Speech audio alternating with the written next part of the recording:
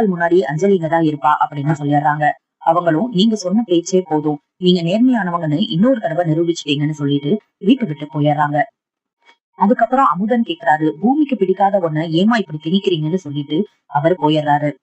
ஆனா அஞ்சலியோட அம்மா அப்பாவுக்கு ரொம்ப சந்தோஷம். இனிமேல் நாங்க நிம்மதியா போவோம்னு சொல்லிட்டு அவங்க கிளம்பிடுறாங்க. பேச்சியோட ஹஸ்பண்டும் இனி என்ன நடக்க போகுதுன்னே தெரியல, பூமியோட வாழ்க்கையும் முத்தலகோட வாழ்க்கையும் என்ன ஆகுமோ அப்படின்னு சொல்லிட்டு அவரும் உள்ள போயிடுறாரு.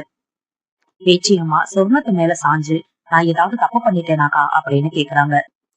நீ குடும்பத்தோட வாரிசுக்காக ஒரு முடிவெடுத்திருக்க, என்ன ஆனாலும் சமாளிப்போம் அப்படின்னு ஆறுதல் சொல்றாங்க. இங்க முத்தலகு வீட்டுல உட்கார்ந்து ஃபீல் பண்ணிட்டு இருக்காங்க. அஞ்சலி சொன்னதை நினைச்சு நினைச்சு ரொம்பவே வருத்தப்படுறாங்க. அவங்க அப்பா வந்து, நீ என்னதான் இருந்தாலும் மாப்பிள்ளை கிட்ட அப்படி பேசிக்க கூடாதுமா அப்படின்னு சொல்றாரு.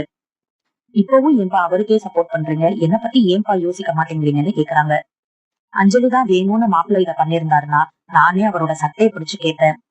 ஆனா இது அந்த அஞ்சலி பண்ண தப்பு, இதுல பூமி மாப்பிள்ளை என்ன பண்ணுவாரு அப்படின்னு கேக்குறாரு. இதுக்கு மேல அவர் கூட நான் சேர்ந்து வாழ்ந்தேன்னா எனக்கு அவமானம் தான் மிச்சம். என்ன அவர் ஏமாத்திட்டாரு, அது உண்மை. இனிமேல் அவர் கூட நான் சேர மாட்டேன், நான் தனியா வாழ்ந்தாலும் தன்மானத்தோட வாழ்வேன் அப்படின்னு முடிவா சொல்லிடுறாங்க.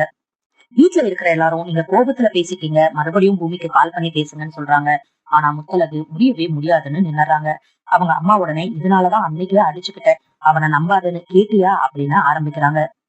ஆனா முத்தலகு அதுக்கு பதில் சொல்லாம கிளம்பிடுறாங்க. பூமி இங்க அஞ்சலிய பார்க்க வர்றாரு. ஆனா அஞ்சலி ரொம்ப திமிராவே பேசுறாங்க. பாதியில வந்த முத்தலகு பாதியிலேயே போயிட்டா, நீ என்னதான் சூஸ் பண்ணிருந்திருக்கணும், உனக்கு நினைவே இல்லாத போதே என் கூட சேர்ந்து வாழ்ந்திருக்கேன்னா நம்ம பாண்ட் எவ்வளவு ஸ்ட்ராங் பாத்தியா அப்படின்லாம் பேசுறாங்க. பூமி, ஆனா எனக்கு என் மேல நம்பிக்கை இருக்கு, அன்னைக்கு எதுவும் தப்பா நடக்கல, கனவுல கூட நான் முத்தலகுக்கு துரோகம் நினைக்க மாட்டேன், நம்ம மறுபடியும் போய் செக்அப் பண்ணலாம் அப்படின்னு கூப்பிடுறாரு.